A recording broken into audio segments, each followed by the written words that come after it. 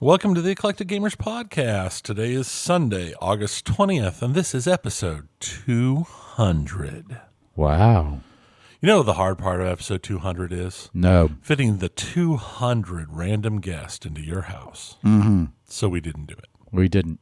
There are no guests. Just like there haven't been for a long time. It has been a long We used to do a lot of guests. We did.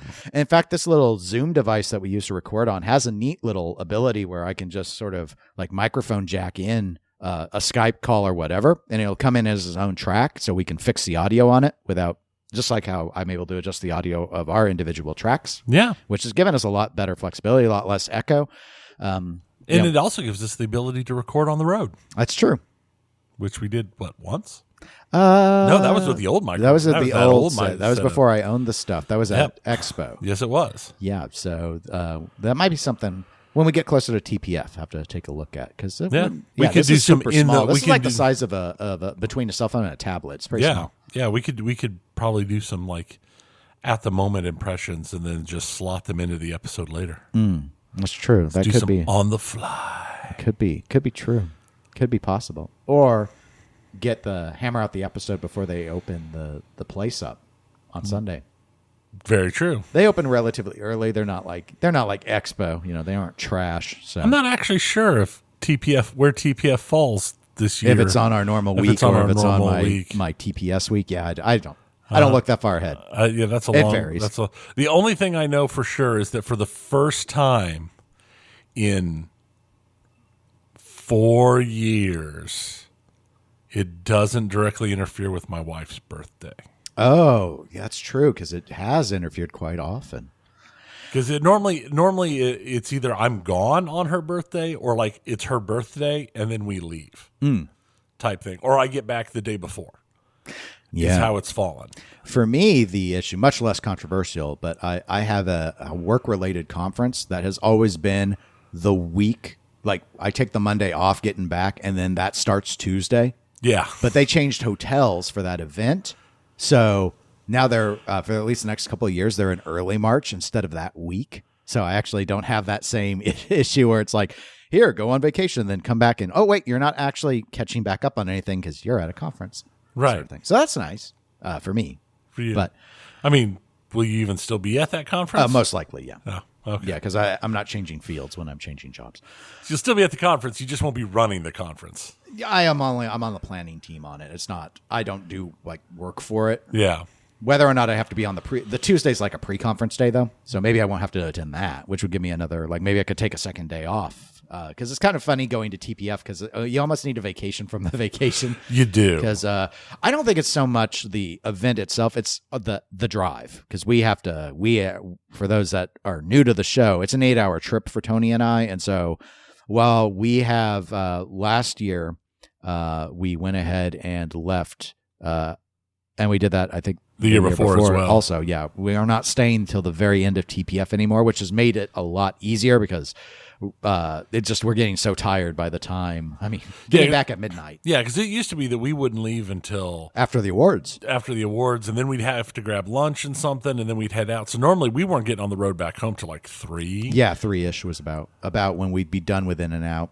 Yeah, and then lately we've been starting and getting on the road at like 11. Yeah, and it's great. Mm-hmm. Yeah, we get back when there's still light out. Yes. And then we're not tired, and it's safer to drive in the light and all of that. And we're not running into, it's 11 o'clock, 10:30 or 11 o'clock at night, and we're driving through severe thunderstorms with a visibility of 5 feet. Yes. And people stopped with their expensive cars on all lanes and both shoulders of the highway directly underneath a bridge. That's to right. protect Like their they're a cars. motorcycle.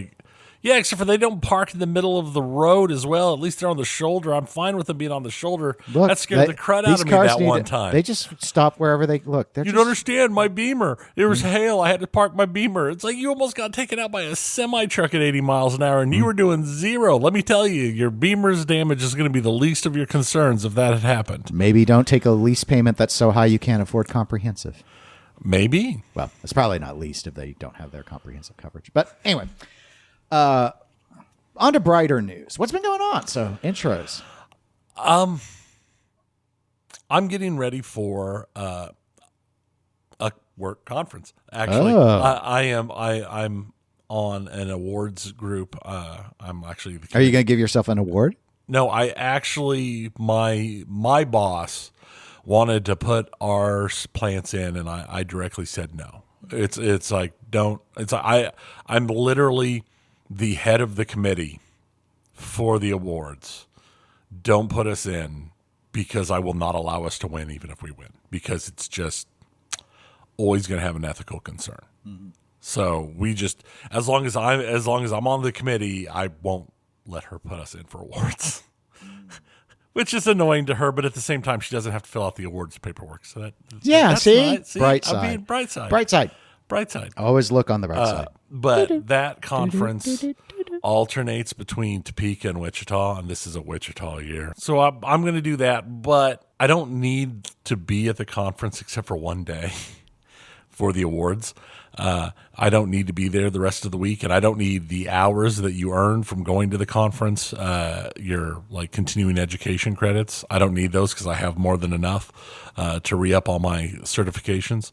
So I'm going to do a day trip to Wichita, which means I'm going to have to be on the road at like 5 a.m, get to Wichita by 8, go through the entire day, and then drive home.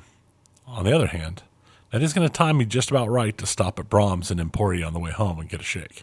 So, hey, plus all the reason to prefer the Wichita route because there's no Brahms on the way to Topeka. That's right. Topeka's much closer, though. It is. That's true. Yes. So, I've got that coming up before our next episode. It's not this upcoming Tuesday. It'll be the Tuesday after. And otherwise, the only other thing is I have had almost zero sleep in the last 3 days. Very little sleep to the point where I actually did like melatonin sleeping aid stuff to try and force the sleep because I was doing some weed eating at work and I went through a patch of something. And my ankles, there was a point where you couldn't even tell where the skin was because everything was just raised red welts where some sort of insect got onto me and like ate the crap out of my ankles and lower legs. You don't think you got an allergic reaction on?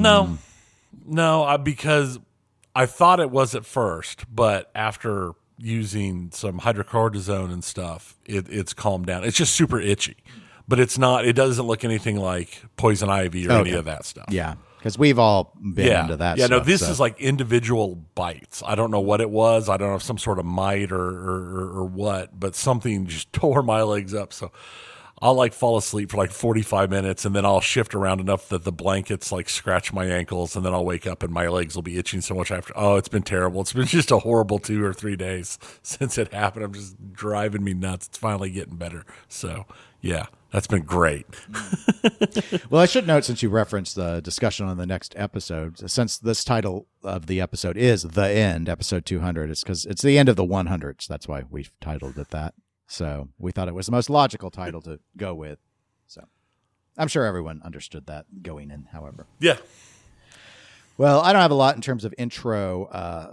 In terms of, I've been playing a little bit of pinball. I got some Deadpool and Godzilla time in yesterday. In fact, back to working more on Phoenix Wright for video games. Resumed that a couple days ago. Hadn't played that since the end of July. I found out I was only done with the first game. It's just they had a whole extra episode that was as long as the first game portion combined. And so it was like DLC or something like that. I don't know how they originally did it, but it was because they ran the credits and then I had the super long like 5th case and then they ran the credits again. But now I went in and loaded my save to continue and I was like, no, you need to start a new game. And I was like, oh, okay. So I'm now really actually done with game 1. And so I'm on game 2, still doing Puzzle Quest 3.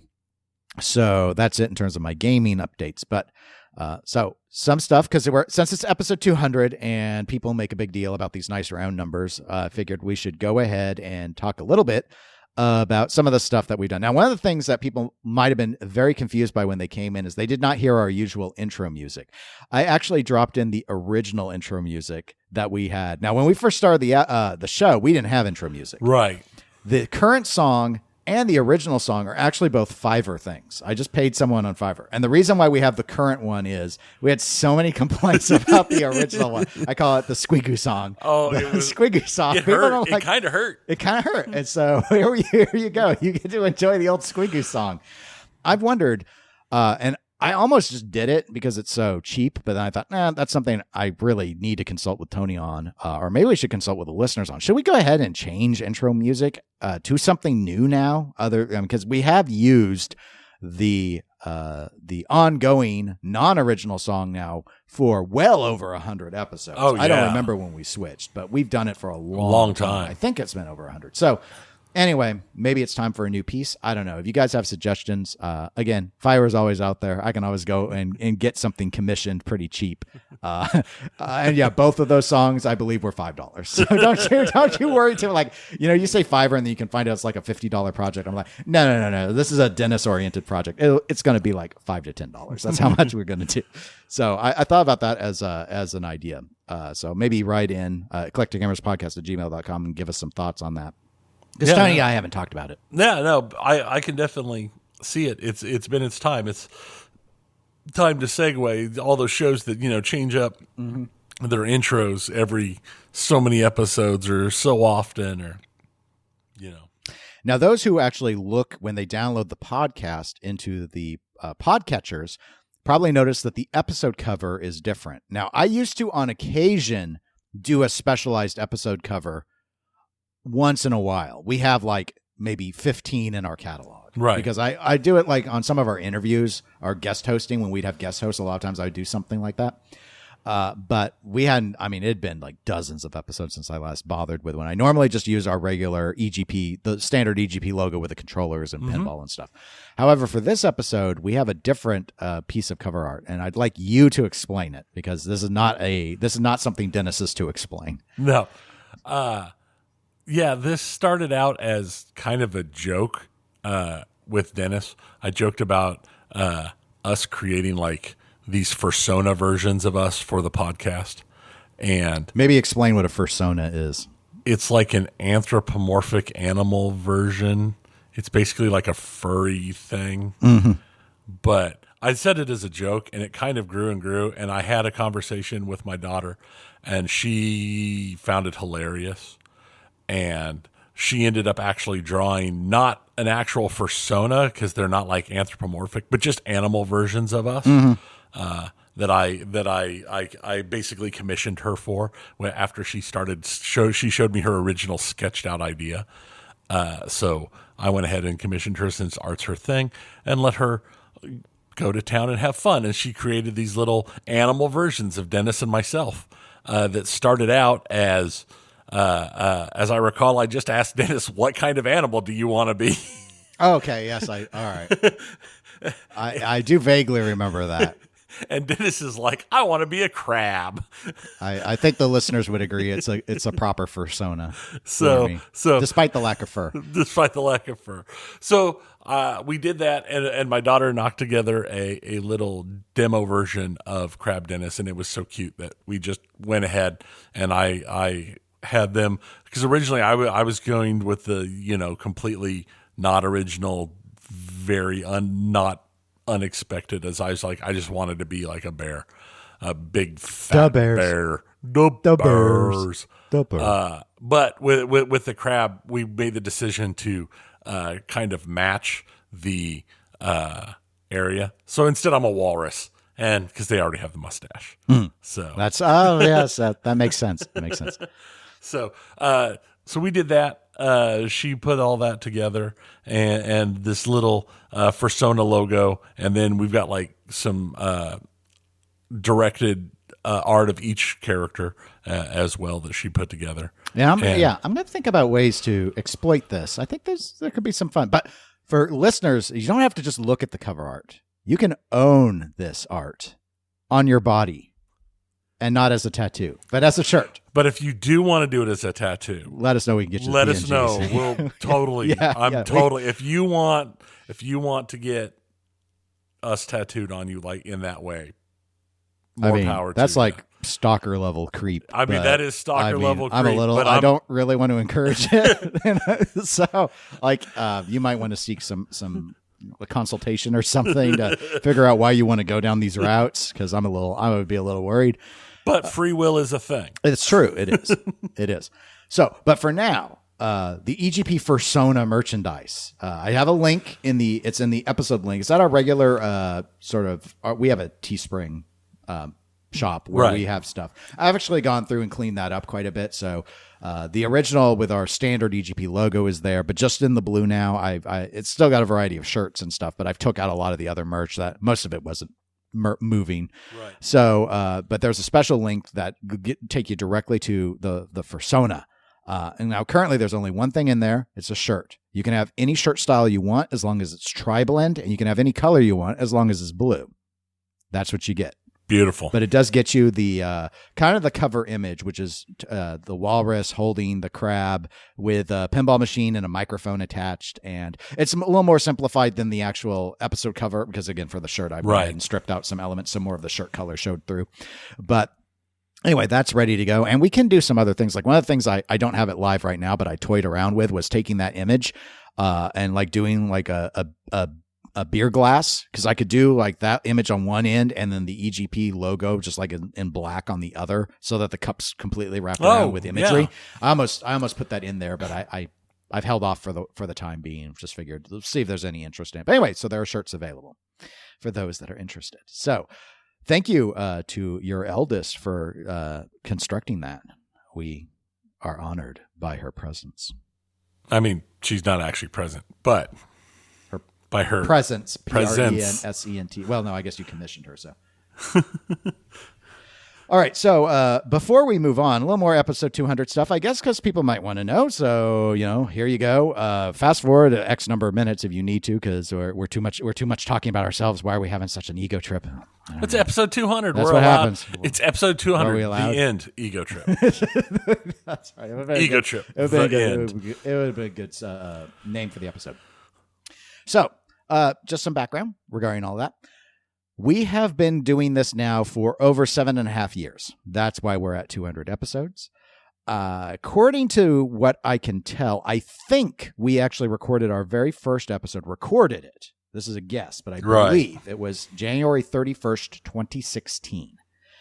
The reason I think that is the episode posting on our WordPress page is February 1st. I think we recorded earlier than that because I thought maybe the 30th. It wasn't much earlier, was it? I thought we'd recorded 2 episodes before we put the first one live. Or we talked about it. We talked about that because that was a common start. Right. I think what we may have done is we didn't list it with iTunes until we were 2 or 3 episodes in. Oh, but I was actually putting them online for They were all going online. Yeah, we did the iTunes listing. Yeah, because I think you had told me you're supposed to have like 3 episodes out before you post to iTunes. In fact, Apple back then, I don't know if they still do, but they did recommend that. So. Right. But I think I had them up on WordPress already because I was building the RSS. iTunes won't crawl the web to make an RSS thing. You have to submit to them because they're so big they don't need to find them. So people come to them. We recorded in January. Which makes us at this point one of the oldest podcasts still around that does pinball. Not the oldest, I don't believe. I don't think so, but we're definitely up there. Right. Slam Tilt started a little bit later in the year. They're one of the other really long ones. I think Chris's Canada podcast started about a month before we did. I know that's not, at least last I heard, that's not freely available anymore, but that was about that era is when we kicked off.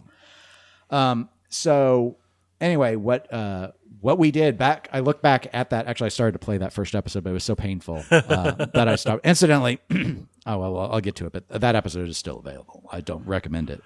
It's terrible. Yeah. But we talked about upcoming pinball machines from Stern, Highway Pinball, Jersey Jack, Dutch Pinball, and Spooky. We also gave our top 2015 video games, and we covered some Kickstarter stuff that was going on in the world of tabletop gaming. Because back then, we had a recurring tabletop segment, just like we always talk about video games and pinball every episode. We always talked about tabletop for like the first year plus of the show. Basically, until I got to the point where I had too much stuff going on in life to play tabletop as much as I was at the time originally. Because it's hard to talk about tabletop when you only play like once a year. Yes. Now, our podcast growth was incredibly slow initially. We started very, very small. I found out years later that we were having some discoverability issues. So even though I got us listed with iTunes really quickly, because of the way we were hosting and doing the feed, we would not show up if you did a search for like pinball. We wouldn't show up. So, and part of that was when we launched the show, we did it totally free, software-wise. Yeah. So what we would do is Tony and I would record, and then we would upload the audio file to Google Drive. And we would make a shareable Google Drive of our MP3 file. And then we used FeedBurner, which is a free feed burning service, which still exists that Google owns. And that is how we made the RSS feed to the file. We did that for about half a year. And then Google was changing how Google Drive would share. So there was an announcement that basically you could no longer RSS feed Google Drive files because they were changing the share mechanic. So we went ahead and we figured, okay, we're going to stick with this. So we picked up a subscription to SoundCloud to be our podcast hosting software provider. And we just redirected our FeedBurner to point to SoundCloud. We still actually advertised the FeedBurner feed, but the FeedBurner feed isn't as flexible, especially nowadays, as what you'll normally get directly with a podcasting hosting site like Podbean or SoundCloud or whatever. So it just points to that RSS now, but that's why I had to add pinball and video games to our title, because even just putting pinball and video games in the description in FeedBurner didn't quote unquote work right. I didn't catch that when I was doing my searches, but we had people tell us, this doesn't show up. And so then I was like, okay, let's make some more changes. But our very first big wave of listeners, because of that issue, we weren't getting discovered very easily, but people were finding us. Our first big jump actually came when Don, who was one of the co-hosts of the Pinball podcast, plugged us as a podcast that he liked. And we saw what was for us at the time a big surge. Like we got to 50 listeners. Woo-hoo! We were really excited. We got to like 50 listeners with that. Our second big wave of subscribers, I believe, really happened when I started to appear as a guest on the TWIP podcast, which Zach Minnie was hosting. And he and Jeff Patterson had put together this podcast to be tied to TWIP or This Week in Pinball. And they had a rotating guest seat that would participate with Zach. And I was one of the first 10. But the feedback on that was really good. So I started to guest as more recurring, and then like probably once every other month or so. And then eventually where we got our last, what I trying to detect in the analytics at the time, big surge was when I was just the regular co-host there. Then I think a lot of people were just like, oh, okay, I kind of like what this show does. Maybe they want to hear more, even though our show is very different than how Zach and I do the show. Oh, yeah. So whether they stick with it or not, we kind of had another, basically I got to promote the Eclectic Gamers podcast a lot more because I was on this other show. So that seemed to steer a lot of traffic to us. And then they stick around because of you. But that's just how it is. Believe what you will. Another thing I thought I would point out is we as a collective, we have never missed an episode. We've moved them on occasion by a few days. Like we've had times where we'll be like, okay, we're going to Texas Pinball Festival. We're going to record on Tuesday.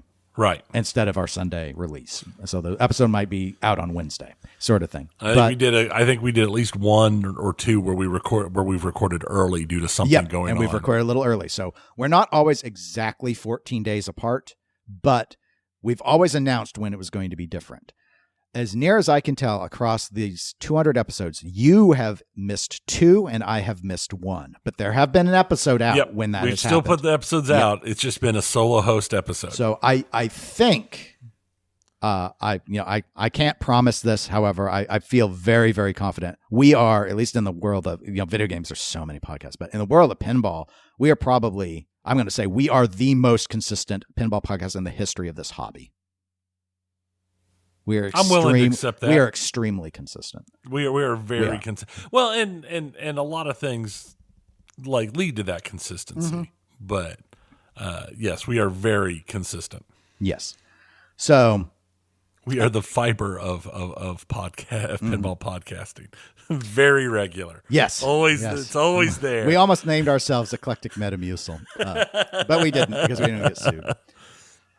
So I mentioned that you can go back and listen to episode 1. When we switched over to SoundCloud, I did upload our entire back catalog in order. So everything should appear in order. It does appear in order. I don't need to say it should. It will. It does. I confirm that. So we have our entire back catalog. We have never deleted an episode. Like we've never, like you won't go and like find episode 47 is no longer available. All of our episodes to date are available. I will say you probably don't want to listen to episode 2.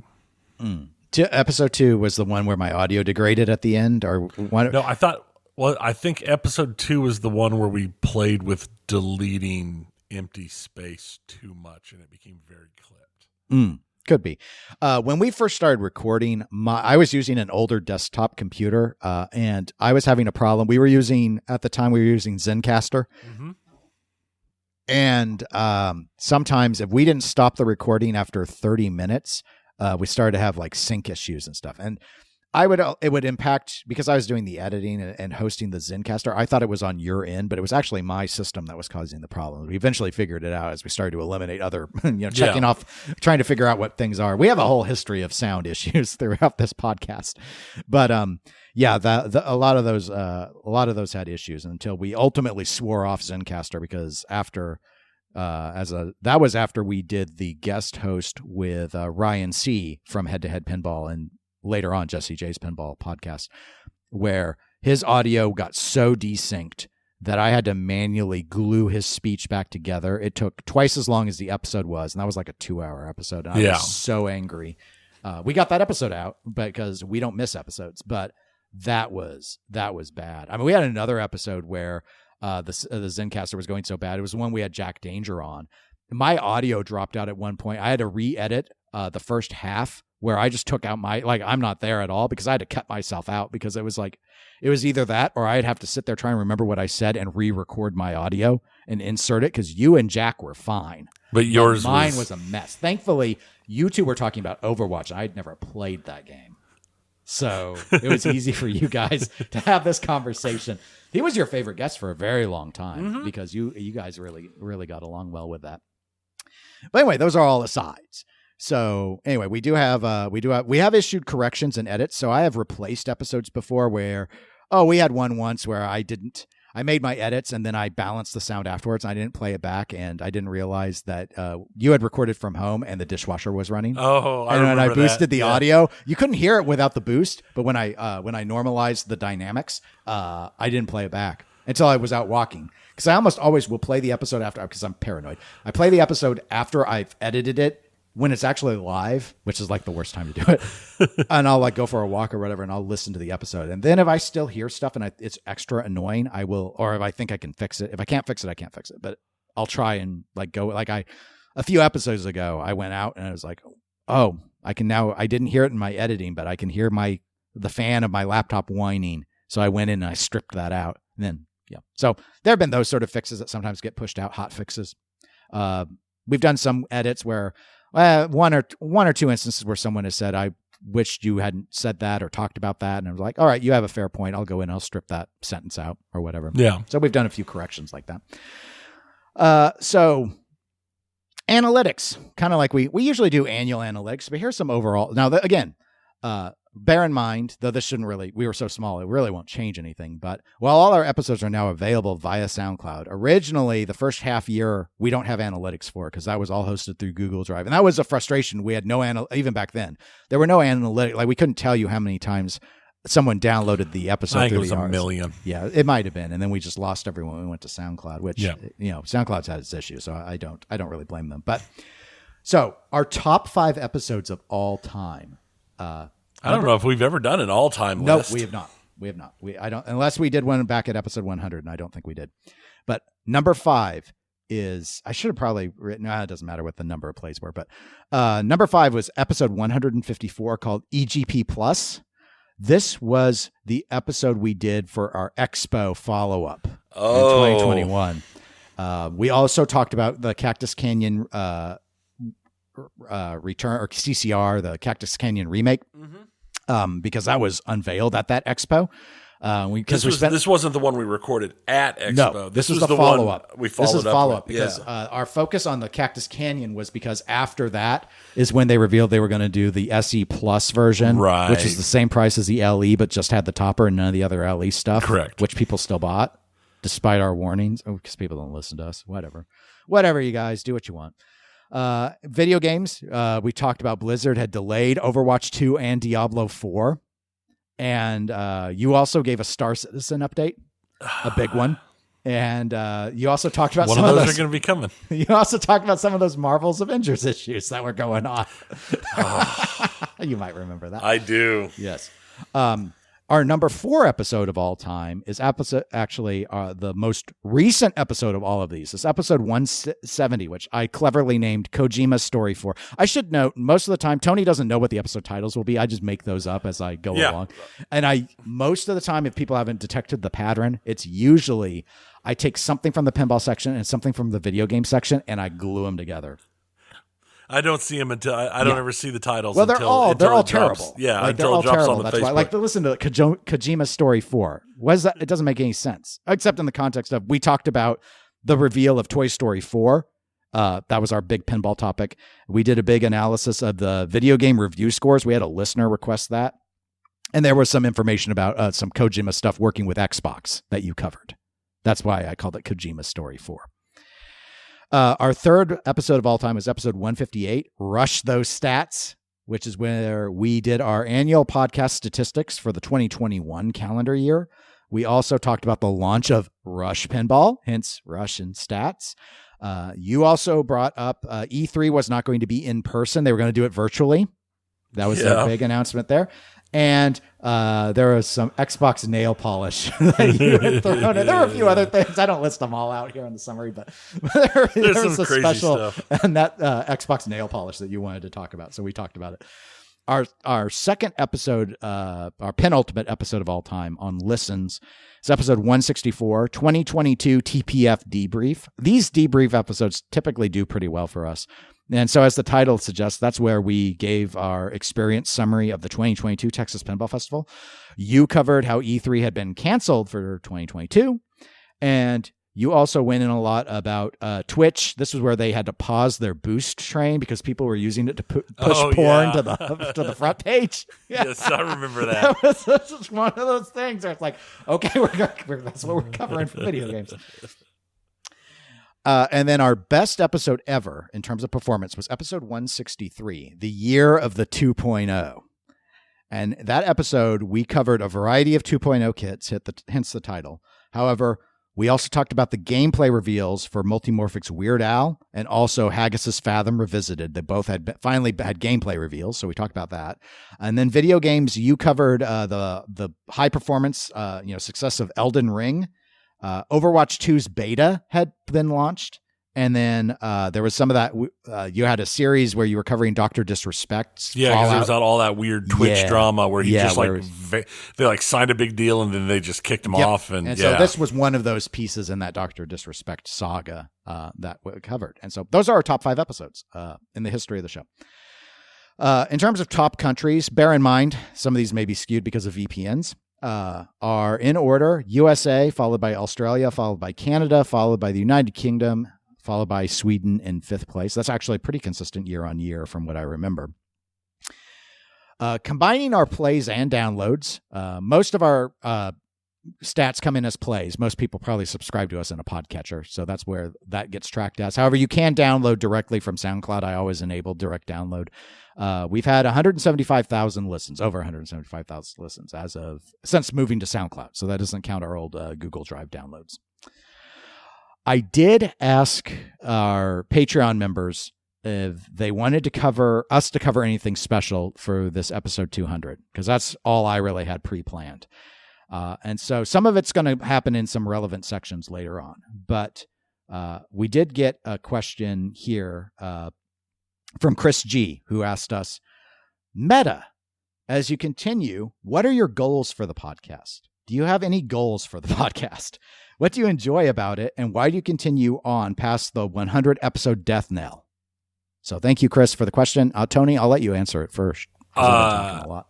We don't have goals that I know of other than to continue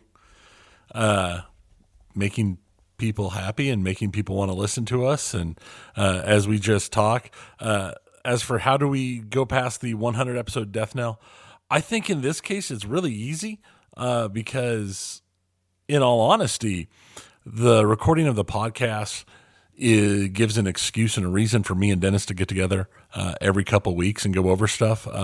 Like we were over here just BSing about life in general for over an hour before we started actually recording this episode. And if it's anything like a normal episode, we'll sit down and BS for another half hour or hour afterwards.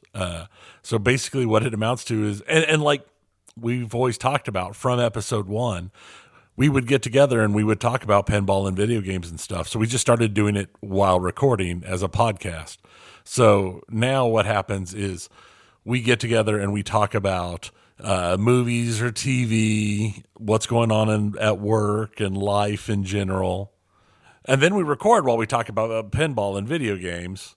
And then afterwards we talk about other stuff that doesn't fall into the podcast. We talk about other hobbies and other drama and other things going on. So it's just kind of, in my mind, an excuse that's more for us to get together and hang out, and that would a lot of times be harder to do as we get older and have more responsibilities.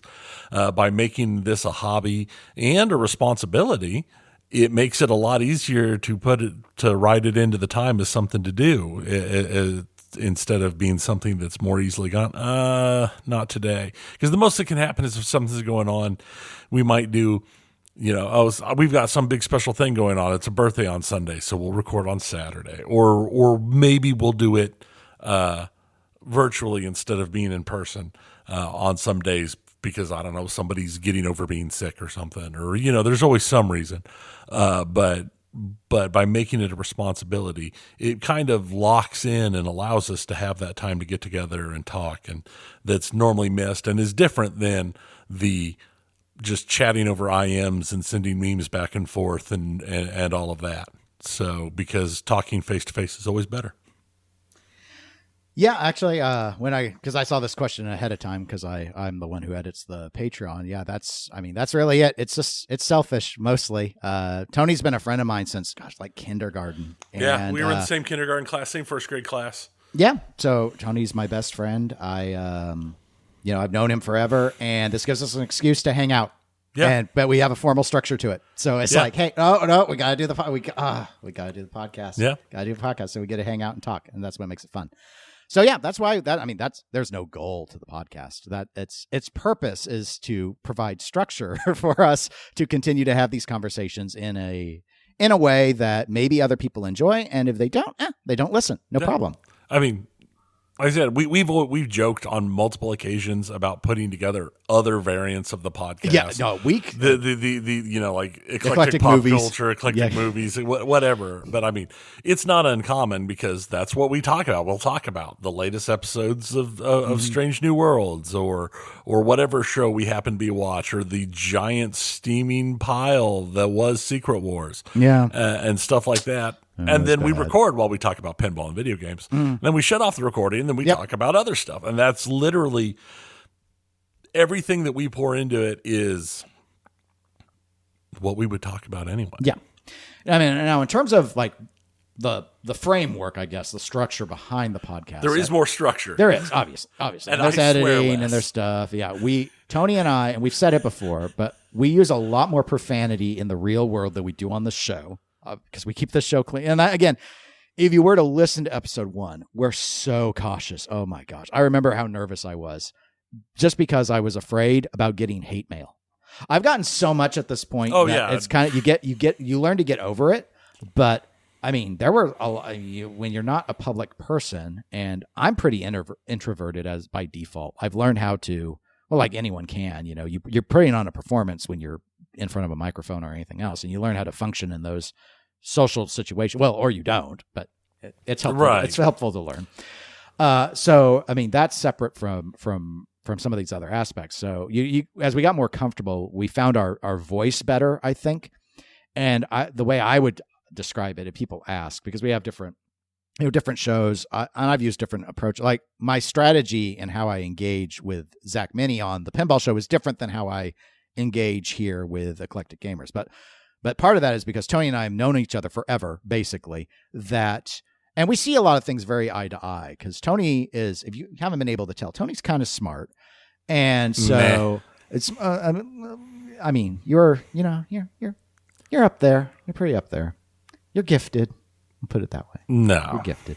And so, like, you know a lot about, because you do a lot of reading, a lot of research, a lot of background. You understand the way I think people should think about things. Maybe we just see things eye to eye. It could be. It's part of it. And Tony also, like, off the air, if I say something Tony disagrees with me, like, he doesn't like hide it. Like, he'll be like, Dennis, that's no, you're wrong. We had in the past, if we had arguments over, like, Tony has no problem saying no, this doesn't work for me, or I don't like this sort of thing.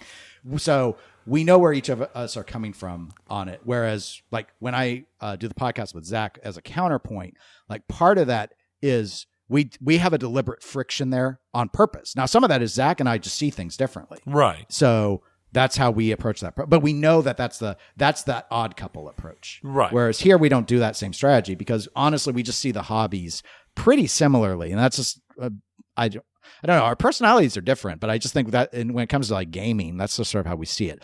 But when we approach the podcast, I think the main thing that we do is we've tried very hard to be genuine with the opinions without going so far as to just be mean for mean's sake. Right. So we keep that for after the podcast is now done. we'll still use, sometimes hyperbole is used. Yeah.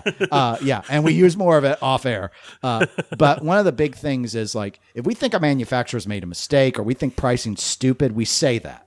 What we try not to do is say, John Doe who works at Haggis is a problem and needs to be fired, or he's a loser. Like, we don't try and make it personal, and we try and be fair, even on the thing. Like, how I've said, I'm not buying a Pinball Brothers product because I don't agree with how they acquired financially out of the liquidation of Highway. Right. That I thought they played a shell game to advantage themselves, in my opinion. I don't like how they did business. Legal, but I don't like how they did it. Right. I'll still try and be absolutely fair when I play Queen and say, this is my honest assessment of this game. That stands separate from the fact that I would never buy it. Right. Well, and just like you said, we've had multiple, some of them quite extended discussions of ethics, just period, on the podcast, and the way companies represent themselves and the kind of things they do, because those are things that are important to us, to be honest and truthful with it all. And I stand in the same way. It's like, I'll give my honest opinion. Right. And just because I don't like a game doesn't mean I don't like the guy who designed the game, or the artist who did the art for the game, or the music, whoever did the music. That doesn't mean I don't like them. Some of them I actually like quite a lot. But that doesn't mean that they can't put out a bad game. I've put out all sorts of bad stuff in my life. Sure. And I've made all sorts of mistakes. And the opposite's true as well, where there are people in this industry, especially, like, because I cover pinball so much, there are people in pinball I do not like. But if they have a good product, I try and be fair about that and say, no, this is a good game, or this is a good topper, or good whatever. I mean, there's probably not any really good toppers. Is there a good topper? No, let me rephrase. Not at the price they are, but is there a good topper other than Whirlwind? Let's be honest. I like most beacons. Like TNA's beacon, pretty good. Beacons are cool. Getaway, high speed, nice, simple. Pretty good beacon. I like a simple Alien. beacon. I like those beacons. Yeah. Yellow, very alien-y. Yeah. I like this simple. Yeah. Maybe toppers are getting too but that complicated. does remind. I know we're kind of digressing, but whatever. It's episode 200. People can turn it off whenever they want. But related to Chris's question, like in goals and stuff. You brought up the one about I don't want to make it sound like we're not journalists. I'm not trying to. I want to use the phrase "speaking truth to power," but I don't actually assume that the power listens. Right. We don't come at it from that. They have used that phrase before. Might. Yeah. Well, because I think it's important because especially in pinball, this isn't as much in video games, but especially in pinball, there is no mainstream like hobby media that exists of any size to like video games actually has a professional media. Correct. Now we can talk about and criticize how close they are in order to get not have embargoes on doing game reviews and stuff and what they might do, or how nothing gets under a 70%, right? Or how they need to get they get ad money from the gaming companies that they are reviewing. And same thing happens in wristwatches too. There's a watch media, there's a professional watch media, but how many of them are doing collaborations and selling their own watches or selling straps or whatever? So there are issues when that, but in pinball we don't even have that. I mean, we got shows like this. You got. You have sites like Pinball News, and TWIP, This Week in Pinball, but This Week in Pinball mostly just aggregates other people's work and launches it. Pinball News doesn't cover every single thing; it mostly covers releases. So we just don't have, and that's just like a hobby. I don't think Martin makes. I don't think he makes his living off of Pinball News. He's like a professional journalist who has a real job, and. So most people actually end up turning to things like podcasts, and that's where we're in an environment where, my co-host on the Pinball Show is a professional distributor. So when people, it's right of them to want to question, what does that mean when the person relies on selling new games, how they will view everything through their lens of survival? It's a fair question. Yeah. We don't have that because we don't, outside of like what Patreon dollars we get for our podcast, we don't have any pinball money coming in or video game money. We've occasionally had free games for review come in, but we didn't. Yeah, free video games for review. It's whatever. But we're not really a game review. Right. And we announce either. it if we get the game. Like we've gotten Steam codes. It gets announced as it should. It gets announced. But no one sent us like pinball. No one's giving us pinball machines to review. I've had offers for mods. I've turned them all down. To like, hey, I'll send you. Will you review this mod if I send it you and you get to keep it and put it in your Godzilla? I'm like, no. Not interested. Just not my approach. But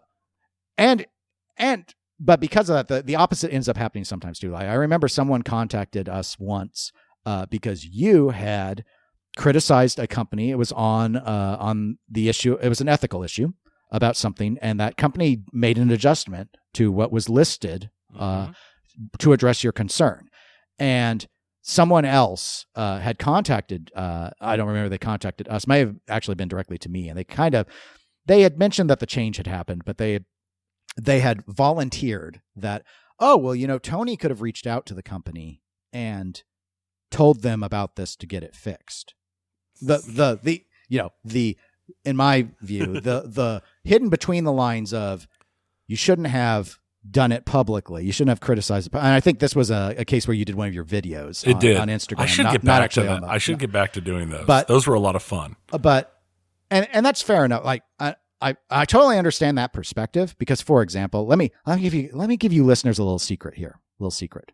If you like go on Facebook comments or you go on Pinside and you criticize the episode, we don't take the criticism as seriously as if you actually emailed it to us because you're posturing for social media karma if you're posting it publicly. You're not actually trying to fix it. You're trying to showboat. That's the initial interpretation that we would have because why are you doing it publicly? Like if you have a problem with a restaurant, you call the restaurant or talk to the manager. You don't get up and scream. But some people go and do that and put like a 1-star Yelp review and become known as the evil Yelper. I'm just saying. The evil Yelper. Are you actually after reforms or you just want to posture and whine and talk about how much better of you would run the podcast, which maybe your podcast would be better. It's totally possible. Start a podcast. Yes, absolutely. Absolutely. It isn't your job as an entertainer, because that's what we are, entertainers, of doing Instagram or saying something on the podcast. We are not in this to fix pinball companies.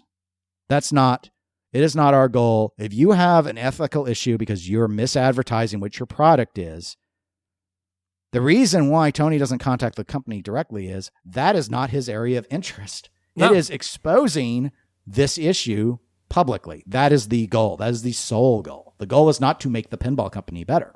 It's just not. Yeah. I've said a few times, so repeatedly, but not all that often, that surprises some people because I'll see others sometimes, other podcasters in particular, they'll talk about, especially if they've been a little critical on a game they didn't like, and they'll go, but we wish the company all the best. I don't care. Yeah, it doesn't matter. I mean it in a totally neutral way. I do not care if the company succeeds or fails. It's not, the hobby will exist regardless. So if I come in with an agenda, because it is an agenda, of wanting a company to succeed, I'm already coming in at it from a biased perspective. And we could do that as an entertainment podcast. That's just not the strategy that we choose to employ. Yeah, no. So. I feel if I think something, I say it. I, in 100% honesty, clean it up when I say it on the podcast. People who've talked to me in person definitely would know that. People who know me outside of the podcast and like meeting up at TPF 100% know that I am nowhere near as clean or as nice as I come off on a lot of the stuff. But that does not stop me from putting my opinion out there. If I don't like something, I don't like it. It doesn't matter. You can be my best friend in the world. And like Dennis is, and if he does something I don't like, I am going to tell him. If a pinball company, could be my favorite pinball company in the world, puts out a game that I think is just complete garbage, I'm going to say that game is complete garbage because that's how I feel. That's my opinion of it. And just because they should not require someone to stroke their egos and tell them that everything is okay and have just yes men fans who say, yes, this is great. You did great. You're a good boy. That's not necessary because that is where you will start to have the serious issues. If a game is a dud, it's a dud. It happens. And then they'll put out another game and it could be another dud or it could be amazing. But if people start telling them that the duds are great games and they just keep turning out duds and nobody tells them they're turning out duds and then their sales start falling and nobody knows why, that does nobody any good. Yeah. If a game is bad, and just because I think a game's bad doesn't mean that other people will think a game's bad. If I don't have fun with it, I don't like the theme, I think it shoots poorly, none of that means that other people won't have the exact opposite effect. At the same time, how many people love games that are universally considered terrible games just because they like the designer, they like the company that put it out, they like the artist? It's like, no, this is the greatest game I've ever played. It's not, man. You don't have to pretend. You can love something and not say it's the greatest thing ever. It's okay to say, yeah, this game has issues, but I still love it. There are also some people that, this is going to sound kind of mean, but I don't mean it to be, but they don't really have any taste. So in the sense that here's how you can identify if you're one of those people. Do you like all pinball? Then you don't have taste. You just like everything. And maybe that would be a great state to be in, but that is not the state that I live in. Right. So, if you actually like if you're an all pinball is good pinball, that's fine. But just bear in mind, like you're expressing that you basically have no critical evaluation capabilities whatsoever, at least in the hobby of pinball. Because it's like, oh, it's all good. Like, I'm sure glad, like if you're out there going, would I rather have no pinball or El Toro? I mean, I would say none. No, we don't need pinball. Just no.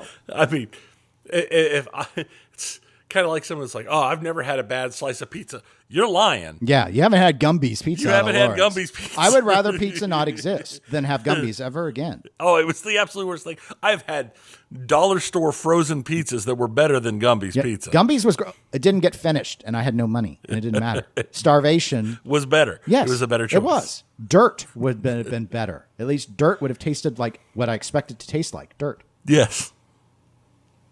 Anyway, I hope that answers your question, Chris. We went very well in depth.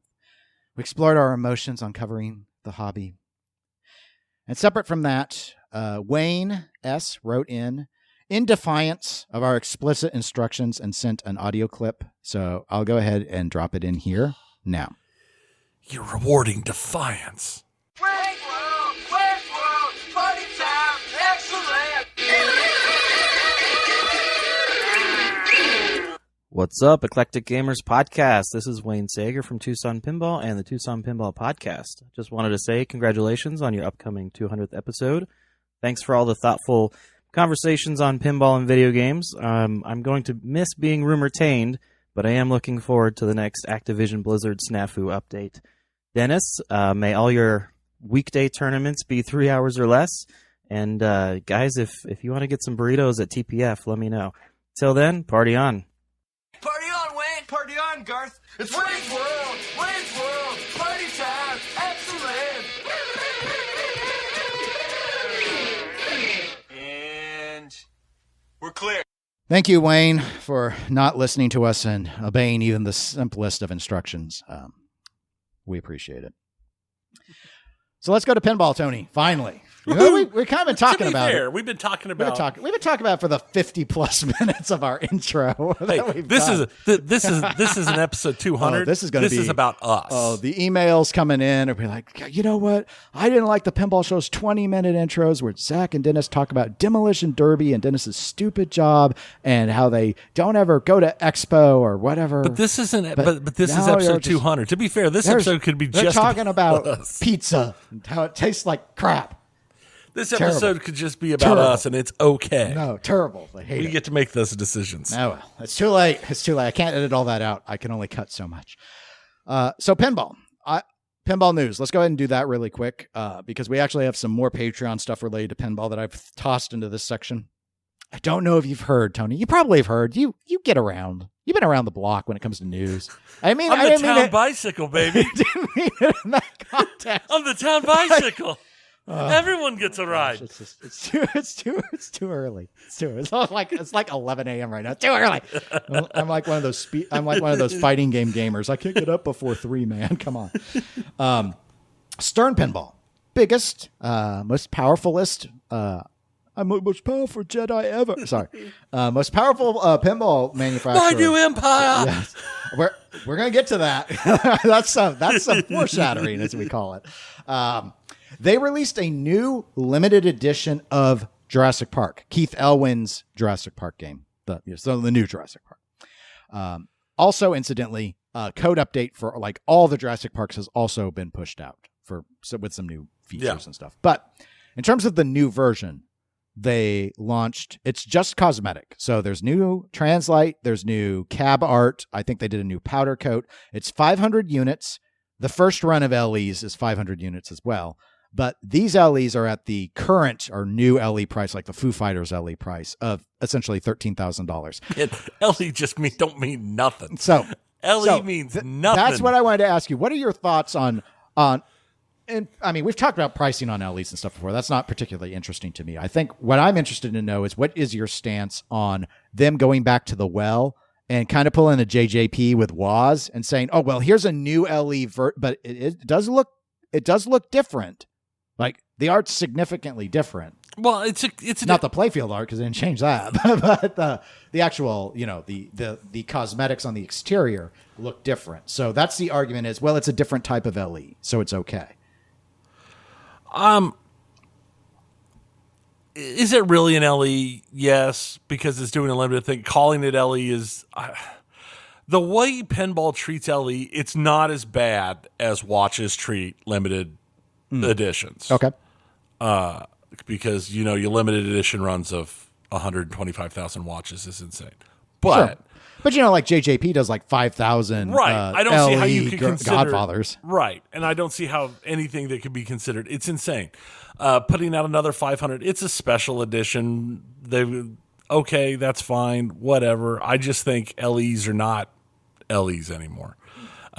They are getting to the point where it's just the edition. It's not even necessarily the edition you want, unless you're specifically an LE hunter. Because I think in a lot of cases, the pros and or premiums are better than the LEs. And we've seen that time and time again where the art is, in my opinion, better on the premiums in a lot of cases. And you get all the important gameplay features with the premium. So I don't think it's a big deal. But yeah, no, they diluted the LEs again. But there's just a completely different art. So I guess it's a different special. What? They're going to sell them. They're going to sell out. I've heard sales has. I don't know if they've sold all out yet, but the sales have been good. It's outperforming Venom LE. Well, that's not a surprise at all. Here's the thing: Jurassic Park is a better license by far, and B, Jurassic Park is a really good game. I really quite enjoy it. So Venom, I don't know. I haven't played it yet. We'll see, but. For me, the license doesn't do anything at all. Yeah, and in this case, I think the issue was it's like celebrating, what is it, the 30th anniversary or 35th or something of Jurassic Park. That's the theme to this LE. So do you think we're going to see more of these? like LE's redos, because maybe on big enough. Because this is a first for Stern that I can think of. I can't think of a time where they went, like we've seen where they've done, I'll say shadier things, like when they upped the LE count on Batman 66. The SLE count got bumped up to 80, and they bumped up the LE count on Munsters when there was initial demand because of the art. Right. They bumped it up a few hundred. I have more of a problem with those than this, because this feels like a completely new edition. We might, with a good selling game that has been popular and is well liked, with a well liked license that has a big anniversary, I could see them doing more like this. I mean, Jurassic Park is one of those. I can tell you exactly. I remember exactly where I was when I first saw Jurassic Park in theaters. I saw Jurassic Park in theaters in Colorado Springs, Colorado. Oh, you were on vacation? We were on vacation.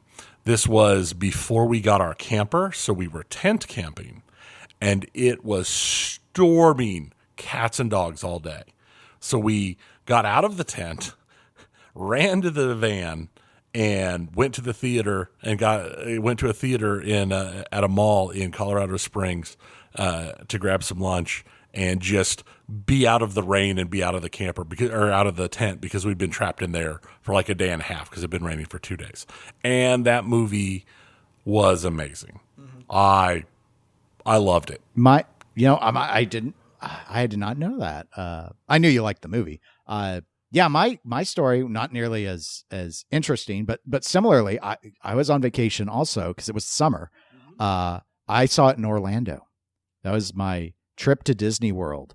And that was the first, what I think of as the first real vacation I remember ever having as a kid.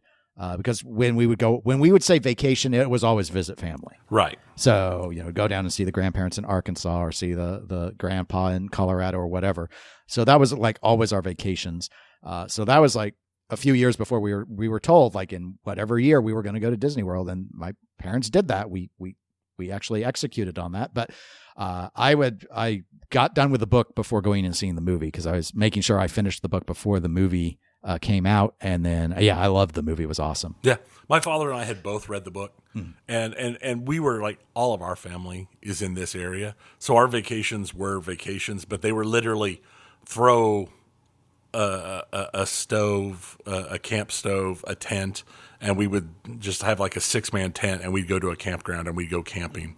And that's what our vacations were up until until the last few vacations before, like, I moved out of the house, where they bought a little pop-up camper to tow behind the van to have that instead of setting up a tent all the time. But it was just one of those things that it's always stuck with me. Like I said, we'd both read the book. We both loved the movie, and the whole thing was a great time. And I don't have anything really negative around it. And it's part of the reasons why that license grabs me, because that license it's exciting. It has like this personal grab for me, in addition to just being a fun license. All right. Well, thank you for your thoughts on that. And if those want to hear even more thoughts of mine, the last episode of the Pinball Show, I talk about that release with Zach, so you can hear that over there. I won't be overly repetitive. All right. Speaking of Patreon requests, here's another request we got, Tony. Johnny Pinball. He asked us to play a game, suggested that we play something. Now, he advocated for a couple of things. He advocated for us to either rank the top 200 pinball machines, which sounds like it would take way too long. So sorry, Johnny. I don't think we did a 50-minute intro. We don't have time to rank all 200 games. Or he also thought about maybe we should do a classic Build-A-Bank. We haven't done a Build-A-Bank in a long time. For those that don't remember, I dropped putting together the Build-A-Banks because we would have the people vote on Pinside, and then they took the poll feature away from, I think community group pages can still do polls, but quote-unquote business pages can't, which is how Collector Gamers Podcast is set up.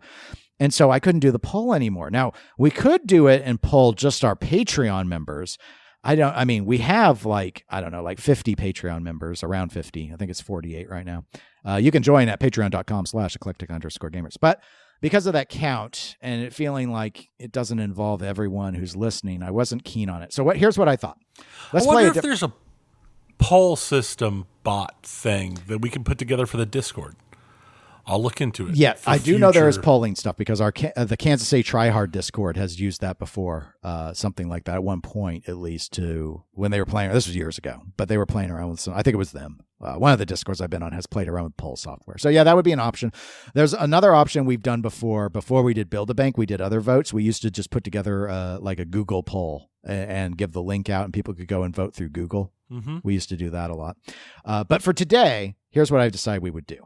I'm going to take the idea of that top 200 and the idea of Build-A-Bank and kind of mix them together. It's not going to be a votey thing, though. We can ask people, they could just comment on the Facebook post or on the Discord, wherever you want, if you want to say whose rank is better. But here's what I've done. What I did is I went ahead and I loaded up the list of Pinside ranked solid state games. They're like 200 and some now. They've scaled them down because someone had told me they now it takes like, I don't know, 40 or 50 reviews before a game can be ranked on Pinside. They raised the number. So it used to be like 300 some games in the list, and now it's like 234 or 250. I don't remember. 200. Those are rookie numbers. We can bump those numbers up. So here's what I did. I took the numbers, went to random.org and said, give me 10 numbers out of this range. And I'm going to now hand you a physical sheet of paper. Woohoo, a physical sheet of paper. And a physical pen. So you can make notes, because I'm ready. I'm prepared. Woohoo. There you go. Fancy. So you're so fancy. So, listeners, I did all this on Friday. So these numbers I don't know when Pinside recalculates. So the numbers may be different by the time you hear this. But here's what they were in order. Now, we're actually going to have 11 games because one of the ranks had games. 2 games were tied, so I included both. So we're actually what we're going to do is we're going to rank 11 games that were randomly chosen out of the list. That's what this all my wordiness is a setup for. So here are the games, listeners, so you can play along at home if you wish to. Per random.org, we are going to cover game number 214, which is CSI Crime Scene Investigation. That's a Stern 2008 title. We're going to cover game number 62, The Getaway, High Speed 2. We're going to cover game 176. That's 9-Ball, a Stern Electronics game from 1980. We're going to cover game 247. That's Space Invaders, Bally 1980. Game 220, that was a tie. So we're going to cover the X-Files, Sega 1997, and Stern's Indiana Jones, the 2008 title. We're going to cover game rank number 50. That's The Shadow, Bally 1994. We're going to cover game 105. That's Firepower, Williams 1980. Game 207 is Devil's Dare, Gottlieb 1982. Game 171, which is F-14 Tomcat, the System 11 game, Williams 1987. And game number 3, Foo Fighters, Stern 2023. So we're gonna take a little bit of time here, and Tony and I are going through the magic of editing. You won't have to sit through all of this, but we are going to rank our games, and then we're going to discuss how we ranked them. I made both columns on our sheet, Tony, so that I could write down your ranks. Right, yeah. So don't feel like you need to make up my ranks. I'll come up with them myself. Okay, we are back. We have our rankings done. So I thought the way we could do it is we'll start with our number ones, and we'll just kind of go and explain our thoughts on the game. Okay. Just back and forth. And so like you'll say your number one and I won't really comment on it. I'll let you say why you put it at number one, and then I'll say my number one, and like that. So go ahead. What is the best game of these 11 that we randomly drew? The Getaway, High Speed 2. Okay. Why? It is one of those games that always draws me back. It's not the most complicated game, but it has a high fun factor. And when you can get everything set up just right, it's one of those games where you walk away feeling good just from having pulled off some of the stuff that might not necessarily be the easiest to do on a normal basis. And it's just, the accelerator is just so much fun. You put something in there, you might not have mistimed it and not got the kind of points off of it you wanted to, but man, it is so much fun watching that ball zip around there. It's just bliss and joy. Okay. My number one is The Getaway, High Speed 2. Bruh. What the? Okay. Yeah. It's so flowy. It's not Steve Ritchie's flowiest game, but on this list, this was a pretty easy pick for me. I've really thought about getting one multiple times. Again, I mentioned the beacon earlier when I was talking about good toppers. That beacon, the integration when you were in the multi-ball, which is your goal in that game, to try and get the multi-ball and get the jackpots, and the audio that it works on the ball lock's really cool. As long as the game's tuned well, so like the left kickback can actually go and hit the saucer and do that. The video mode's kind of goofy, but shift gears. And by the way, don't put a pin gulp over on the side with the shift. Yeah, you want to shift that with your knee. That's when you do. feel like you're in full-on control mode, where you're like bam, whatever. That's how you tell when you see someone pop it with their knee. That's how you know. That's a getaway lover. Yeah. That is so absolutely. This was easy number one for me. Easily. What's your number two?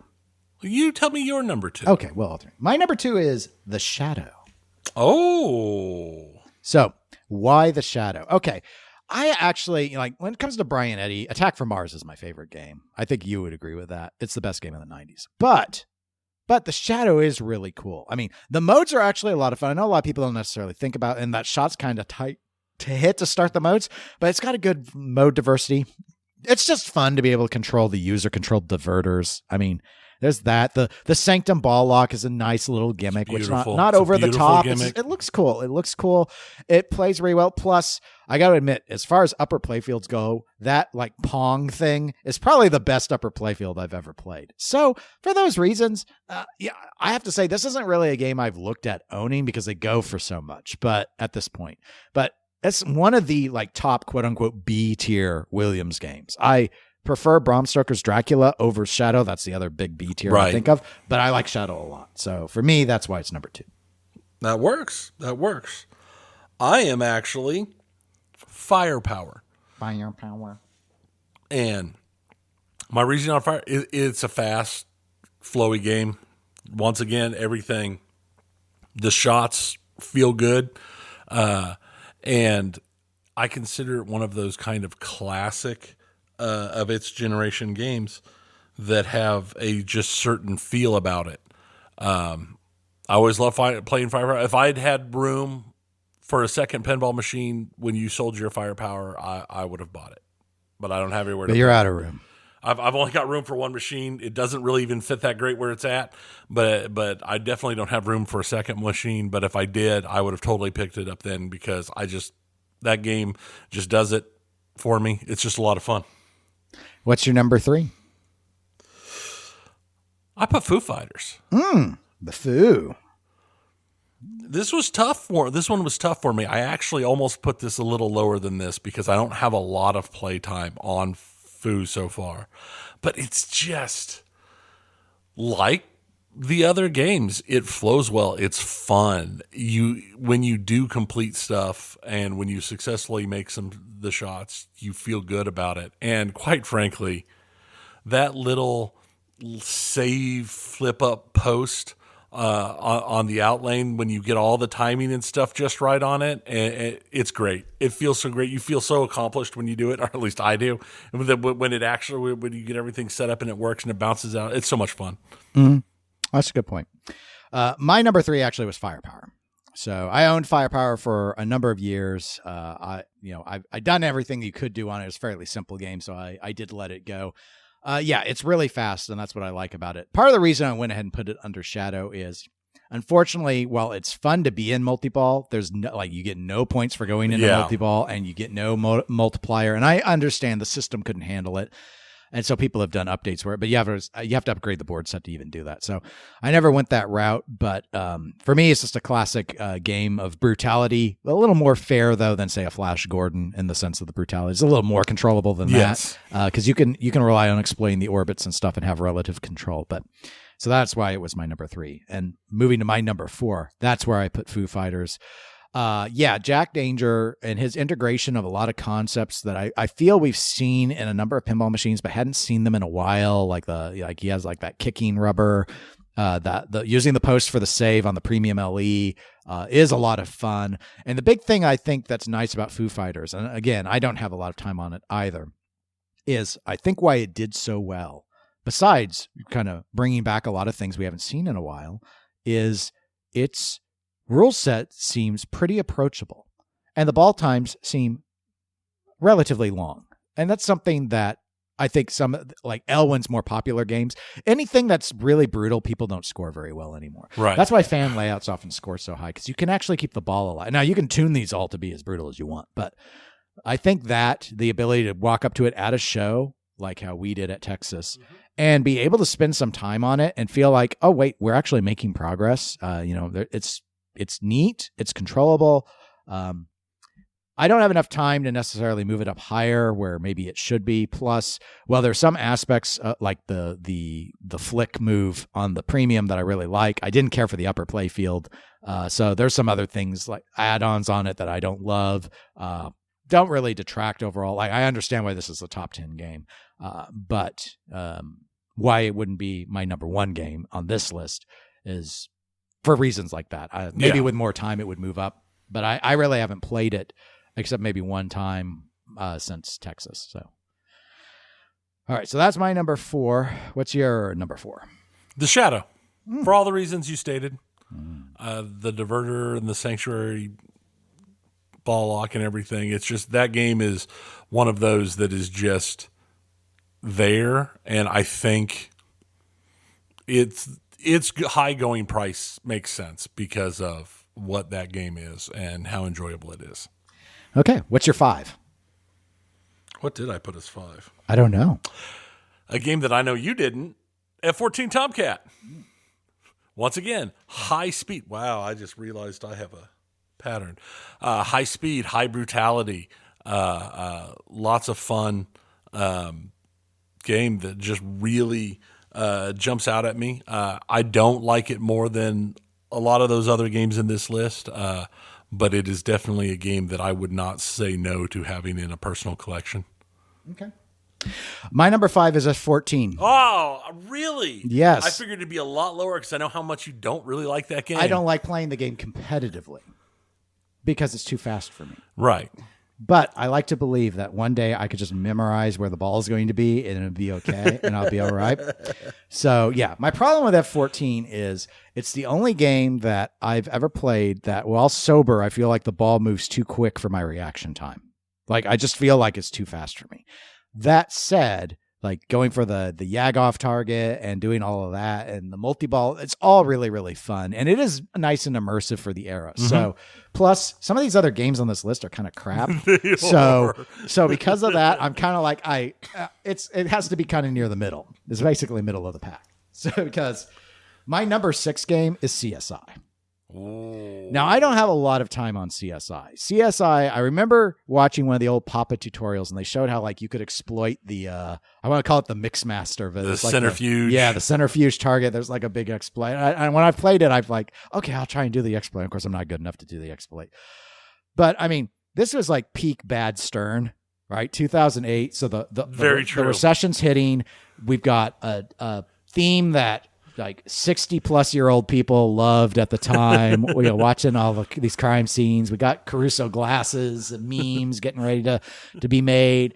And this was a hodge. Like, it's got 3 different multi-balls, and the 3 different coders all came up with their own.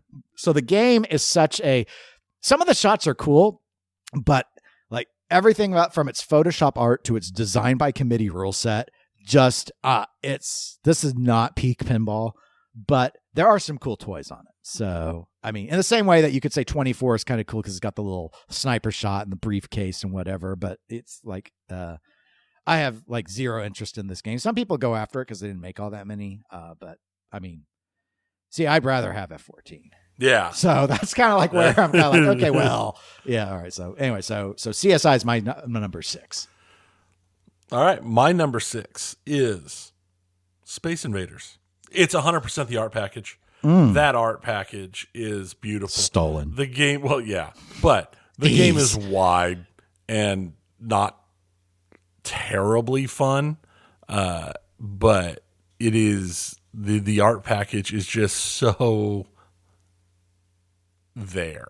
It is so on par, and I just really like it that way. Okay. What is your number 7? Stern Indiana Jones. Okay. We're starting to see more divergence between the two of us at this point, I'll note. So why Dr. Jones? It is the worst of the Indiana Jones games, in my opinion. Out of all two of them, yes. Correct. I think the world agrees with you. Continue. But it's still Indiana Jones, and there's still a couple of redeeming features in it. But no, for the most part, the whole bottom of my list is stuff that's just like meh. So it's there. I would never have it in a collection. I would have zero interest in it. But there's worse games to come. Okay. My number 7 is 9-Ball, Stern Electronics. I'm trying to remember if I've ever played 9-Ball. I think I have. I think at TPF one year there was one, and I got some time on it. 9-Ball's often broken. I know it's often a broken game. There's like a light board thing or something. I don't know. Listen to Slam Shop podcast, and I know they talk about 9-Ball and issues with fixing them up and stuff. Conceptually, in general, I've found these pool-themed games pretty fun. Yeah. But in the world of Stern Electronics, this is way down on a list of like anything I would own. Like I would much rather have a Stars, Meteor. I'm not even a wide body person, but Flight 2000. I'd want like all of that stuff before 9-Ball. It's kind of cool. It's got an interesting art package. I think the gameplay is approachable, so I went ahead and stuck it in as my number 7. But I don't feel strongly on it because I don't have much time on it. Right. But the reason again. Is I'm kind of thinking about it and what little I know about it versus some of these other games on the list. So jumping to my number 8 is where I put the X-Files. So I have played X-Files before. I didn't care for it. It felt super wood choppy. I remember shooting a filing cabinet a bunch. But again, it looked kind of X-Files in an office setting sort of thing. Like it was like, okay, this is all right. I'm not a huge X-Files fan, so but Tony is, so it's interesting he hasn't picked it yet. But it was okay. Like conceptually, I kind of got the idea of going how you go about and you try and get the multi-ball and all of that, and it was just like But of that era, those Data Easts of that era, those Segas of that era were all kind of like these wood choppy and a multi-ball. I mean, like if I had to rank X-Files versus Lost in Space, X-Files was better. I played them both the same year, same show. Yeah. And I was like, wow, both of these aren't great. But, right. But Lost in Space was bad. This was more like meh. But on this list, we're getting in the lower end of meh. We're getting pretty. Yeah, we are. So it's 8th for me. It's in no way it's a winner. It just didn't resonate with me. I didn't like the rule set. I didn't like the layout. The toys were kind of cool. That's about it. So 8 for me. What's your 8? CSI. Okay. Same general stuff you put in.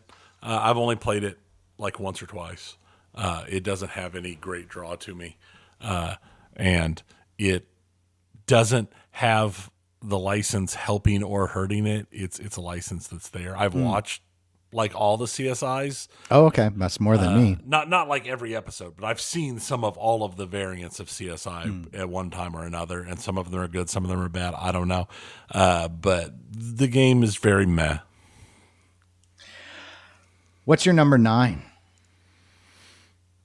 The X-Files. Okay. Because it hurt me. It hurt me because you're a huge fan. love the X-Files.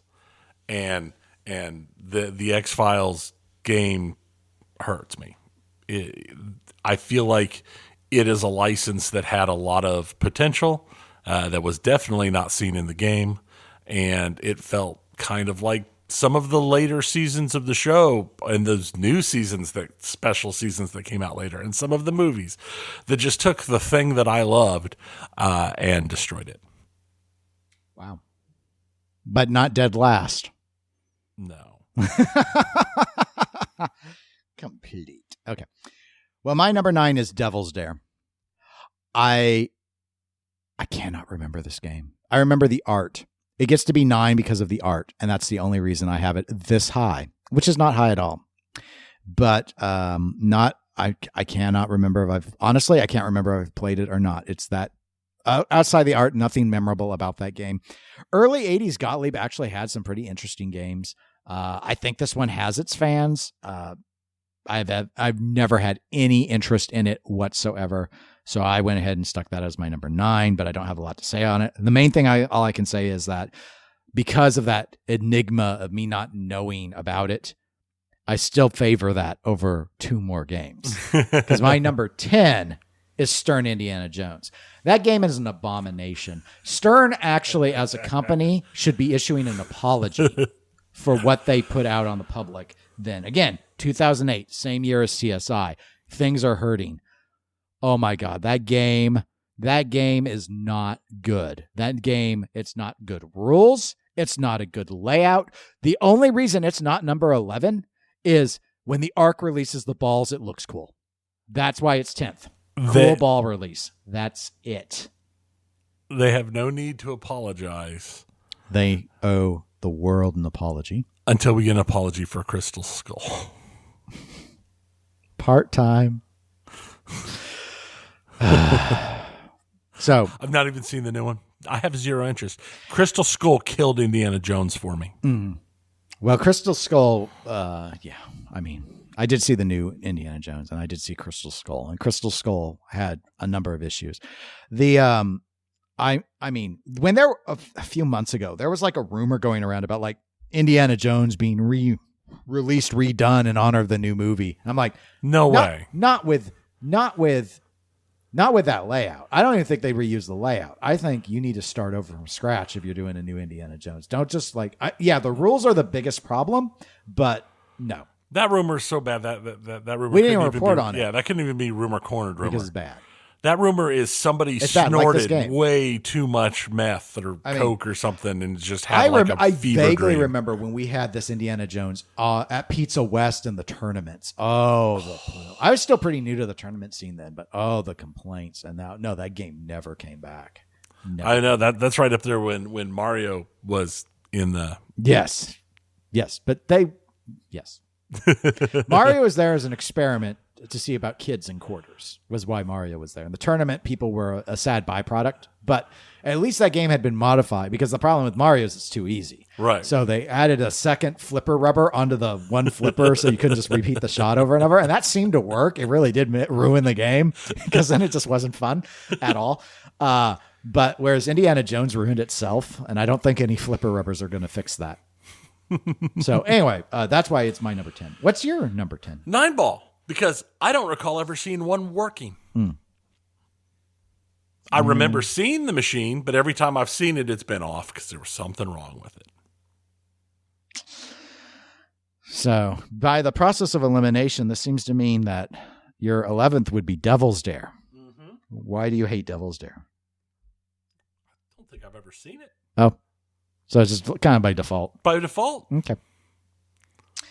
Well, by default, my 11th has to be Space Invaders. That you put this at 6 is beyond. I mean, I understand that you did it because of the art. I did it 100% because of the art. And yeah, the art's cool. You got Geiger stolen art on the back glass, and then you've got the fun video game Space Invaders on the playfield. Oh, yeah. This is perhaps Bally's worst game prior to 1982. And I'm including the EMs. Wow. And I think they did El Toro. There was like a Williams El Toro and a Bally El Toro. I'm going to tell you the truth. I don't remember which El Toro is the bad one. Let's just say both of them are bad. But this game, oh my God. It's like taking the worst of, what is it? What's the guy, the Silver Ball Mania, the silver one where you can just repeat the horseshoe. Yeah. It's like, but all the, because it's a wide, all the geometry is off. None of the shots feel good. You have plenty of time, as slow as this game is, to admire the art. Right. I've heard one. I think it might have been on Slam Tilt podcast. Someone they had a guest on who actually like defended this game and said it was good. He is wrong. Yeah, he is wrong. You're totally wrong. Bally got absorbed by Williams years and years later, which of course then it's not Williams anymore. I think it became Scientific Games or what. I don't know who owns the rights to Bally at this stage. They owe us an apology. They owe Geiger's estate an apology first for thieving. Truth. But second, they owe the public an apology for making a video game theme into a pinball machine and making it this bad. This game is worse than Spy Hunter Pinball. And Spy Hunter Pinball is garbage. Wow. But at least Spy Hunter Pinball was like, let's do something weird and offset the flippers all the way off to the right. Was it a good idea? Absolutely not. Was it creative? Yes. Nothing about Space Invaders is creative. Everything was stolen. Everything was bad. Everything about it was bad. It is, I'm going to say it's the worst. Yeah. I'm going to stick with my statement. Worst game prior to 1982 Bally ever did. I would love to have that back glass on my wall, though. Yes. Just steal it. I mean, they stole it. I mean, I'm not like take it from like scan it, persona it or something. I don't know. All right, so those are our ranks. So here's what I'll do. I'll make an image because I have this in Excel. I'll make an image file with our ranks added in, and I think I'll do is I'll do a post on Facebook, a post on our Patreon, and a post on our Discord. And then people can comment, like, did they like your ranking better or my ranking better? And of course, feel free to rank them. We don't really care, but feel free to rank them yourself. I'm not going to read them on air because I don't care what you guys rank them as. But I'll read them personally. Yeah, Tony might read them personally. I'm not even committing to that, honestly, because I'm tired. But all right. So anyway, Johnny, I hope you enjoyed the game. If you didn't, we're sorry. We just subjected you to. Right, I just threw my sheet away, and I'm like. That's where I'm writing all my timestamps down on the. For those who don't know, behind the scenes, I actually write timestamps down. That's why my edit time is so much faster than so many other podcasts. Is I actually make marks where all the errors are while we go live. So, and by errors, I also mean like this is where the dead air is, where Tony and I need to go and sit here and rank 11 games. Right. So things like that. This is where Tony cussed. Right. This is where I cussed. This is where the dogs outside started barking. Sure. This Things is where like the that. cops Right. broke through the windows and said, "Oops, we're sorry, wrong house." Yeah. That one hasn't actually happened yet. Yet. Last part of the pinball segment, and then we can go to video games. Kaz wrote in on our Patreon, and Kaz asked us to bring back Rumor Corner for episode 200. Okay, Kaz, here it is. Rumor corner. Rumor corner. Rumor corner. Rumor corner. Rumor corner. Dennis Creasel's got the news before Nap Arcade. Is that right, Tony? Yeah. All right. Earlier in this episode, Tony, we were sitting here talking about the Jurassic Park, the anniversary, the 500 new LEs that are different than the old LEs because they have different art package. Here's the rumor.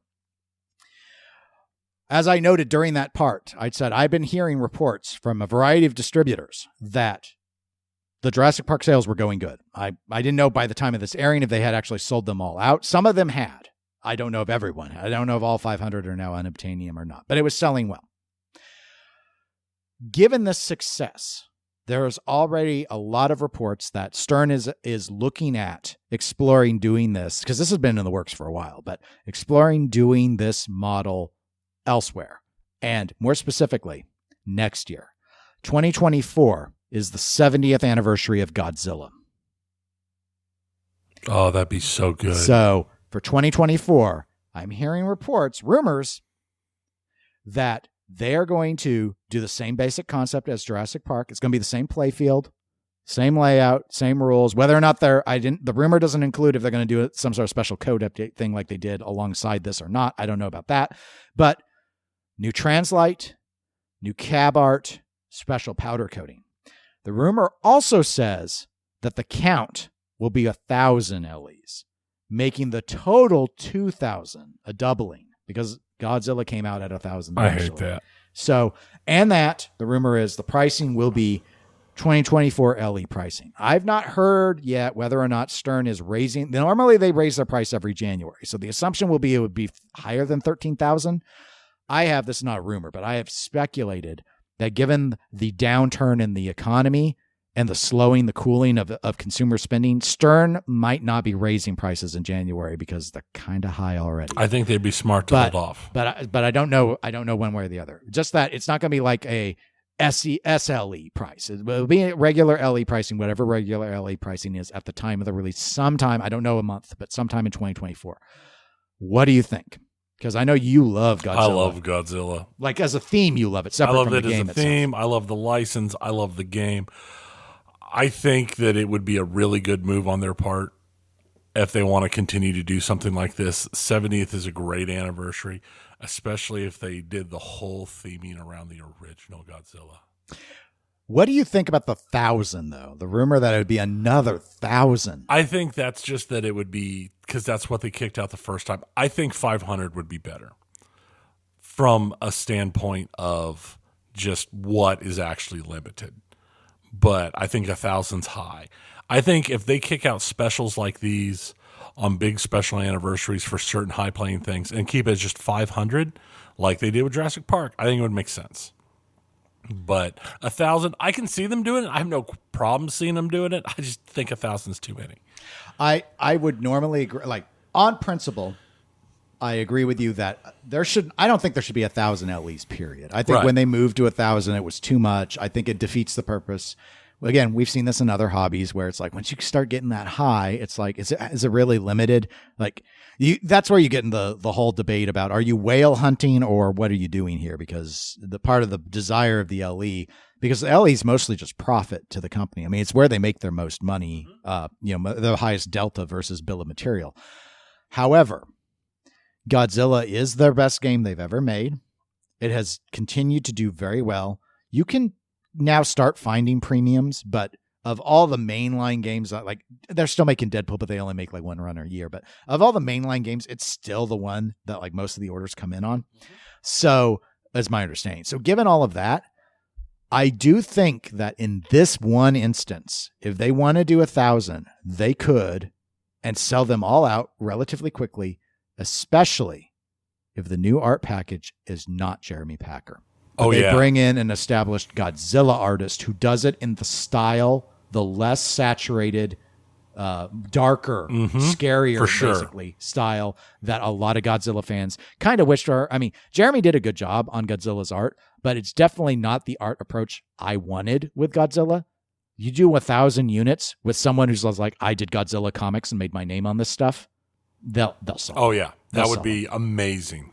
And so, again, that's not part of the rumor, but I could understand this rumor coming to fruition easily for Stern if they're willing to contract with an artist who's established in the Godzilla space and does it in a very different aesthetic style. Yeah, that would definitely that would be amazing. That would look great. Are you not rumor-tained? Or they could tamed? completely theme it as Godzilla Final Wars, and then get Don Fry to redo all of the voices. I'm kidding. There's two things you don't know about Earth. One's me. And the other's Godzilla. Also, I appreciate that the rumor was not that there's going to be a rumor corner for the 200th episode. No. We have to rumor-tame the audience. There's your rumor. I thought about saying, like, he's not the first person to bring up there have been some complaints, Tony, incidentally, about us getting rid of Rumor Corner. I've actually had someone ask if TPS, the pinball show, could have Rumor Corner. Wow. And I did tell that person no. Like this, just because EGP's not using Rumor Corner does not mean you give the seconds to Zach to exploit. He's already got market trends and the production updates. He's already got 2 recurring segments which take up like half the show, so he doesn't need a rumor corner section.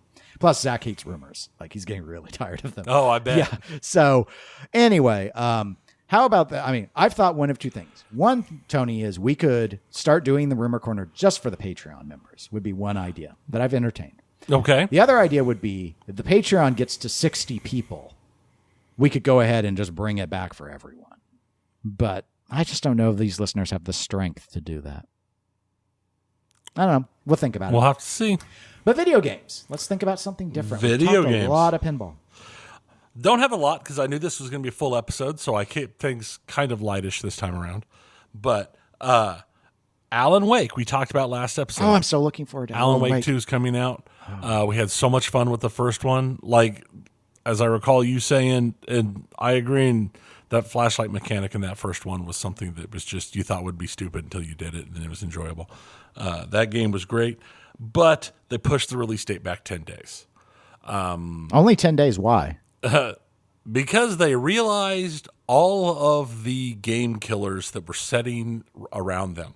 Because they were split, in half that leading up to them, there was a bunch of games coming out. But then coming out starting 3 days after them was Spider-Man 2 and Super Mario Brothers Wonder on the same day. Oh, okay. That makes more sense. And then like 2 days after that, it was City Skylines 2. And then the Metal Gear Solid remaster. And then Alone in the Dark. Okay. All right. It's to not die. I understand now. Somebody looked at the release schedule for October and was just like, uh-oh. Yeah, no, this is smart. As fun as Alan Wake is, it's not a heavy hitter like those titles. Yeah.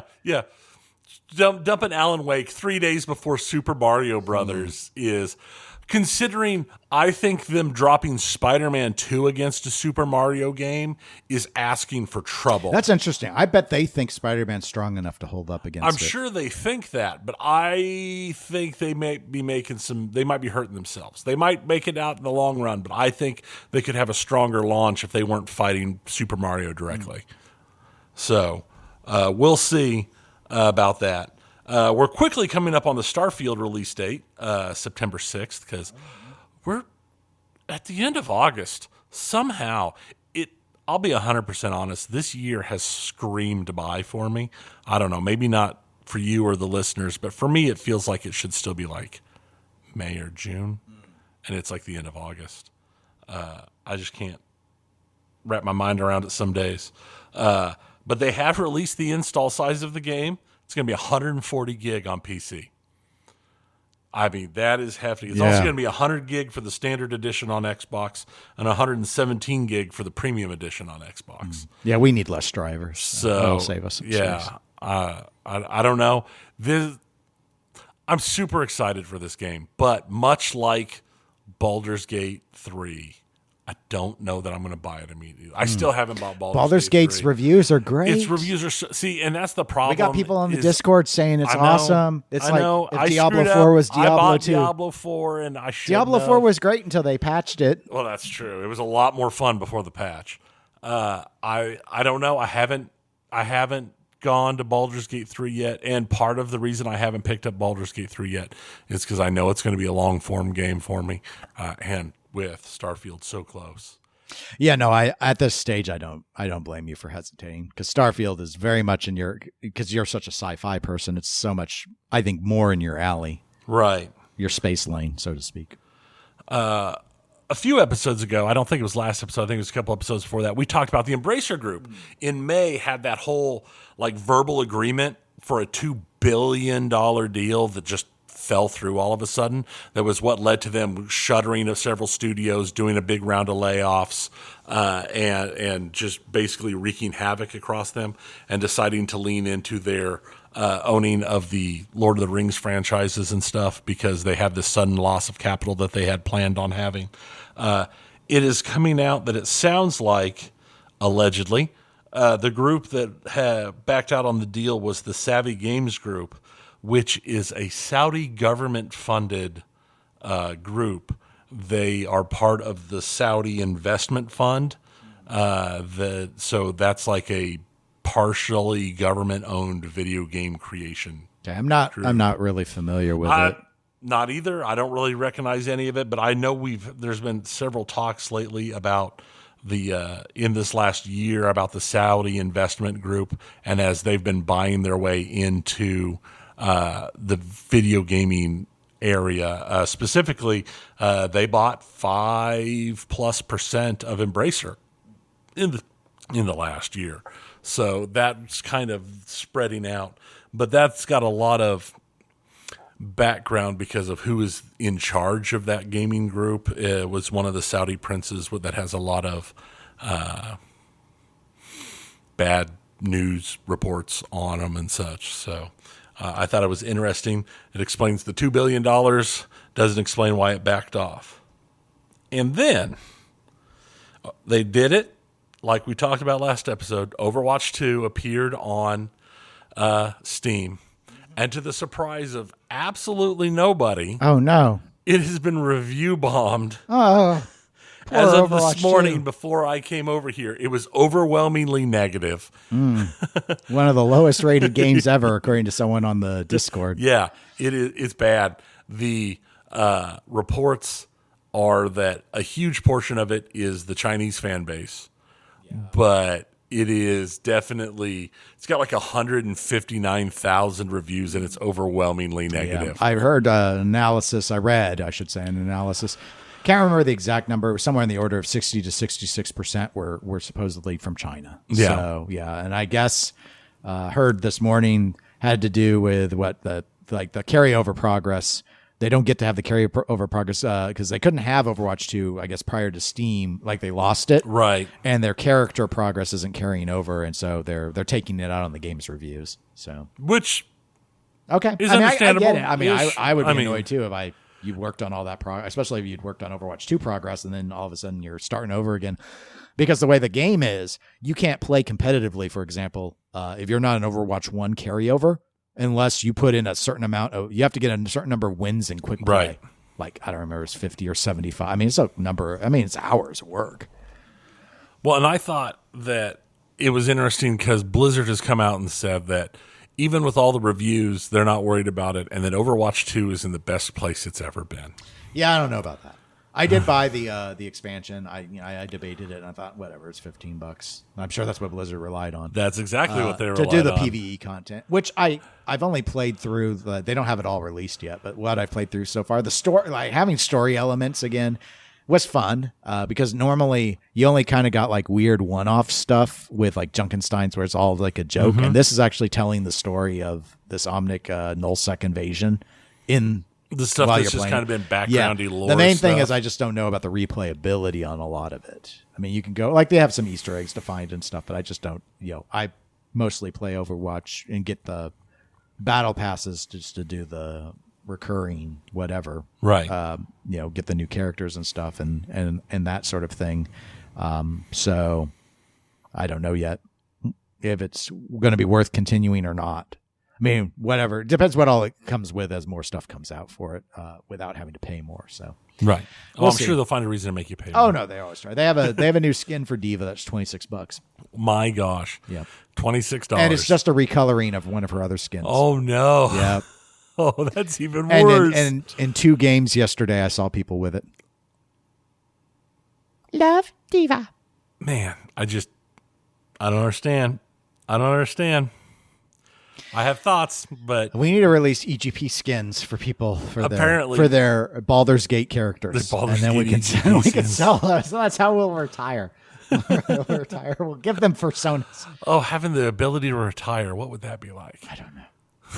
I started watching this YouTube channel, like Caleb Hammer's financial audit stuff. I've watched him. I saw a Reddit pop up, and where it was making fun of this person who she was just like total. I mean, he's got all sorts on there with all sorts of different situations, but so many of them are like the 20-something who's totally oblivious on how debt works. Yes. And it usually involves multiple credit cards, multiple minimum payments, and some car that's less than 2 years old with a 72-month lease and a double-digit percentage on the loan.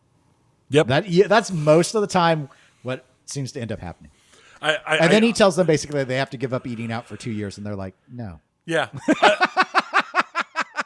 I saw one of his videos once where there was a guy who his car broke down, or his car was wrecked. They got rid of his car. He didn't replace the car because he didn't need the car because he worked from home. And he would Uber every day from home to Starbucks, and then Uber from Starbucks back home because he worked from home. Wow. Didn't even Uber Eats it. He Ubered to the Starbucks. He Ubered to Starbucks. Wow. Yeah. I mean, I don't know. I'm not a financial advisor. I ain't going to give financial advice. I'll give you my mantra that I believe in living by for people. Very important, especially in hobbies like pinball. Don't finance fun. Don't finance fun. Because financing's not fun.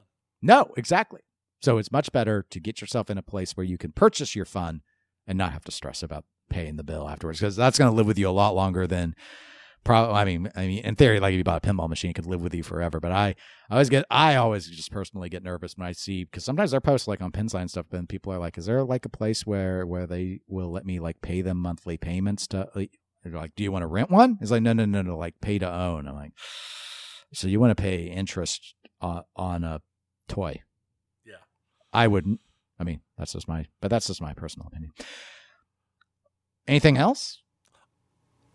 I think I'll hold it for the next episode because this episode has been very long and very fun. Yes, it has been long. Okay. So, well, folks, you can reach out to us, eclecticgamerspodcast@gmail.com. You can also visit us at facebook.com/eclecticgamerspodcast. We also can be supported at patreon.com/eclectic_gamers. We're available on Twitch and Instagram as eclectic_gamers. And we will be back in a couple weeks with episode 201. I know you have a planned discussion for us on video games that we're pushing to that. Yep. And there'll probably be some news by then. Don't know there'll be more pinball news, but there'll be something. There'll be something. But anyway, thanks for listening, especially those of you who have stuck with us for 200 episodes. Holy cow, that's a long time. Most of you probably haven't, though, so most of you haven't really done that much. So these thanks are only for those really long-term people. And for the rest of you, we give you thanks for being here with us today. Yep. And so long, everybody. See you next time.